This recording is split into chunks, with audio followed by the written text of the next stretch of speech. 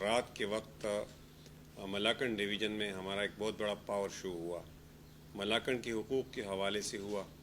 ایک بدقسمت دن تھا کہ اس دن باجوڑ کے اندر دلخراش واقعہ ہو گیا. ہمارے سینکڑوں ساتھی زخمی ہو گئیں اور کوئی 85-90 کے قریب شہداء اس سانحے کے اندر شہداء کی لاشیں گری. اور اسی دوران ہمارا جلسہ شروع ہوا تھا. ہمارے جلسے کا بھرپور کراؤڈ رہا، برچارج کراؤڈ رہا، اور ہم دعوے کے ساتھ کہہ سکتے ہیں کہ ملاکنڈ ڈویژن نے ہمارے دعوت پہ جو پکار دی، اس سے پہلے کسی بھی سیاسی جماعت کا اتنا بڑا جلسہ نہیں ہوا تھا. بلا شبہ لوگوں کا ایک سمندر تھا، ہر طرف سر ہی سر تھے، گاڑیاں ہی گاڑیاں تھیں. ملاکنڈ ڈویژن کے لوگ اپنے حقوق، امن کے لیے، ملاکنڈ ڈویژن کے اندر ٹیکسیشن کے نفاذ کے خلاف، ملاکنڈ ڈویژن کے جنگلات کے اوپر اپنے مالکانہ حقوق کے لیے، اپنے معدنیات کے اوپر اپنے مالکانہ حقوق اور لوگوں کی ملکیت کے لیے، اور بجلی کے لوڈ شیڈنگ کے خلاف، اور ملاکنڈ ڈویژن کے اندر بے روزگاری کے لیے کے خاتمے کے لیے اکٹھے ہوئے تھے. جماعت اسلامی کی پکار پہ ملاکنڈ ڈویژن نے لبیک کہا تھا. ایک تو میں آپ کے وساطت سے ملاکنڈ ڈویژن کے لوگوں کا شکریہ ادا کرنا چاہتا ہوں، اور میں دوسری بات یہ کہنا چاہتا ہوں کہ جماعت اسلامی ملاکنڈ ڈویژن کی ایک نمائندہ جماعت ہے، اور ملاکنڈ ڈویژن کے اندر جماعت اسلامی مسلسل انتخابات جیتتی رہی ہے. 2018 میں ایک سازش کے تحت جماعت اسلامی کو اپنے حلقوں سے محروم کیا گیا. وہ کہ عوامی مینڈیٹ اب بھی ہمارے پاس ہے. ملاکنڈ ڈویژن کے جلسے نے یہ ثابت کر دیا کہ ملاکنڈ ڈویژن میں جماعت اسلامی سے بڑی سیاسی قوت کوئی بھی نہیں ہے.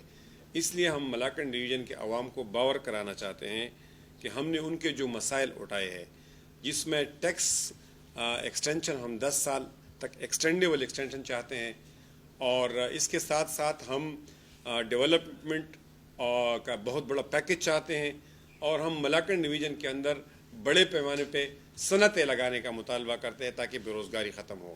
ملاکنڈ ڈویژن کے اندر ہم امن کے قیام کا مطالبہ کرتے ہیں، اور ہم سمجھتے ہیں کہ ملاکنڈ ڈویژن کے اندر باجوڑ کے واقعات، سوات کے واقعات، میدان کے واقعات، اس کے بعد ملاکنڈ ڈویژن کے لوگوں کے اندر احساس عدم تحفظ ہے. ملاکنڈ ڈویژن بدامنی کا بھی شکار رہا ہے. ملاکنڈ ڈویژن کے اندر زلزلے بھی آئے ہیں اور سیلاب بھی آیا ہے. اس وجہ سے ایک احساس محرومی ہے، اور جماعت اسلامی اس میں خاموش نہیں رہ سکتی. ہم لوگوں کی نمائندگی کریں گے. ہم اپنی ریاست سے، ریاستی اداروں سے یہ کہنا چاہتے ہیں کہ اگر آپ ہماری حفاظت نہیں کر سکتے ہیں تو ملاکنڈ ڈویژن کے لوگ پھر اپنی حفاظت خود کریں گے، کیونکہ ریاست اس کے لیے ٹیکس لیتی ہے، ریاست اس کے لیے لوگوں سے پیسے وصول کرتی ہے، اور اس کے بدلے ریاست تحفظ دیتی ہے. اور ریاست اگر تحفظ میں ناکام ہو جاتی ہے تو لوگ خود اپنا تحفظ کریں گے. جماعت اسلامی لوگوں کو اس حوالے سے تنہا نہیں چھوڑے گی. ہم یہ بھی سمجھتے ہیں کہ ملاکنڈ ڈویژن جو ہے وہ پاکستان کے اندر جنگلات کے حوالے سے ان ٹاپ ڈویژنز کے اندر ہے جس میں جنگلات کی بہت زیادہ تعداد ہے، بلکہ خیبر پختونخوا کے اندر 60% سے زیادہ جنگلات ملاکنڈ ڈویژن کے اندر ہیں. تو ہم اپنے جنگلات کے حوالے سے یہ چاہتے ہیں کہ ہم حکومت کا قانون، مروجہ پالیسی مانتے ہیں، لیکن اس کی زمین کے مالکان ہم ہیں. 2000 میں 2001-2002 میں ایک آرڈیننس پاس ہوا ہے جس میں ملکیت حکومت کو دی گئی ہے. ملاکنڈ ڈویژن کے لوگ یہ نہیں مانتے ہیں. ملاکنڈ ڈویژن کے اندر مائنز اینڈ منرلز کے خزانے ہیں، اور ہم سمجھتے ہیں کہ وہ مائنز اینڈ منرلز کے خزانے ہماری ملکیت ہے.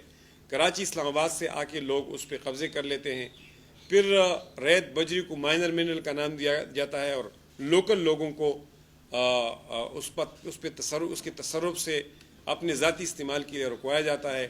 اس وقت ملاکنڈ ڈویژن کے اندر بجلی جو ہے، ہم 312 میگا واٹ بجلی پیدا کر رہے ہیں. 312 میگا واٹ بجلی جو ہے وہ جاری منصوبے ہے.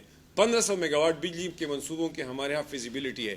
7000 میگا واٹ بجلی کا پوٹینشل موجود ہے، لیکن اس کے باوجود ملاکنڈ ڈویژن کے لوگ بجلی سے محروم ہیں.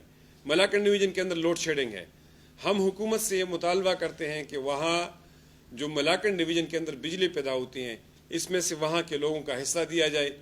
وہاں اس سے جو انکم جنریٹ ہوتی ہے، جس طرح آئل اینڈ گیس جہاں پیدا ہوتی ہے اور وہاں لوکل لوگوں کے اوپر اس کے رائلٹی سے، اس کے آمدن سے پیسے لگائے جاتے ہیں، اس طرح مائنز اینڈ منرلز کی آمدنی سے، بجلی کی آمدنی سے، جنگلات کی آمدنی سے ہمارے لوگوں کو کے اوپر کی ترقی کے اوپر پیسے لگائے جائیں. ہم یہ بھی واضح کرنا چاہتے ہیں کہ 2020 کے FBR کے اعداد و شمار کے مطابق ملاکنڈ ڈویژن کے اندر 3.6 ارب ڈالر کی ریمیٹنسز آئے تھے. اس کا مطلب یہ ہے کہ یہ بینکنگ چینل سے آتے ہیں تو نان بینکنگ چینل سے بھی اتنے آتے ہوں گے. تو اتنا 7 ارب ڈالر ہمارے اندازے کے مطابق banking channel non banking channel سے ریمیٹنسز آتے ہیں.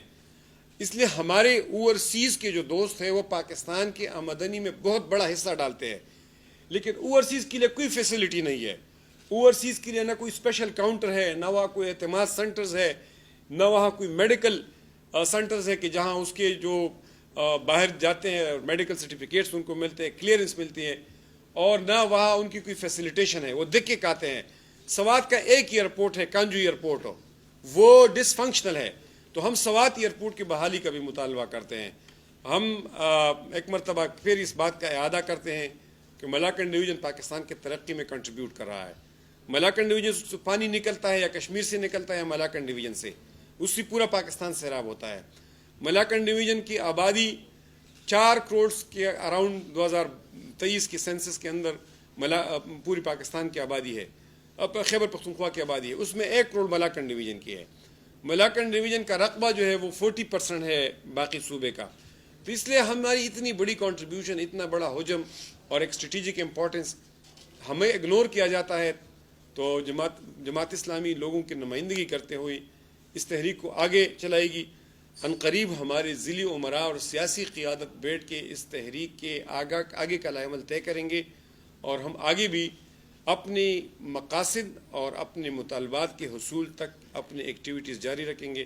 میں آپ کا بھی شکریہ ادا کرتا ہوں, اور ایک مرتبہ پھر ملاکنڈ ڈویژن کے لوگوں کا جلسے کے اندر بھرپور شرکت پہ شکریہ ادا کرتا ہوں.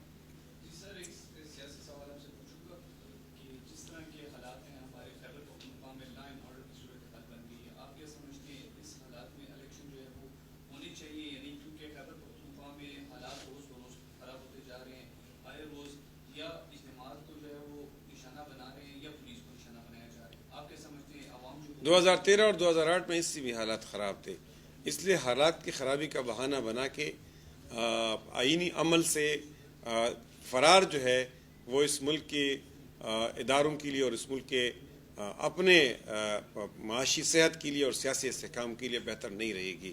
اس وقت پاکستان مشکلات میں ہے. الیکشن سے کسی بھی صورت میں فرار جو ہے جماعت اسلامی اس کی سپورٹ بھی نہیں کرتی, اور اس کے خلاف ہم آواز بھی اٹھائیں گے.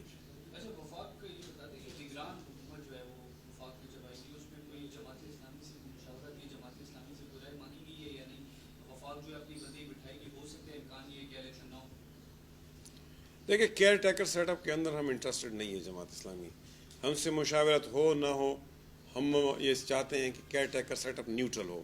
ہمارا ہمیشہ سے اصولی موقف رہا ہے کہ الیکشن ایکٹ 2017 کے اندر جو کیئر ٹیکر سیٹ اپ کا شق شامل ہے, جو چیپٹر شامل ہے, اس چیپٹر پہ پورا پورا عمل کیا جائے, مینو آن عمل کیا جائے, اس کے اوپر ان لیٹر اینڈ اسپرٹ عمل کیا جائے. اور ہم خیبر پختونخوا کے اندر بھی بتانا چاہتے ہیں کہ یہ جو ایک آدمی کے گھر کے 10 بندے اکموڈیٹ ہو گئے ہیں, اور سیاسی جماعتوں کے نااہل کرپٹ لوگ خیبر پختونخوا کے اوپر بٹھائے گئے ہیں, وہ کرپٹ لوگ جو ہے ان کو گھر بھیج دے اور یہاں ایک neutral caretaker set up قائم کیا جائے.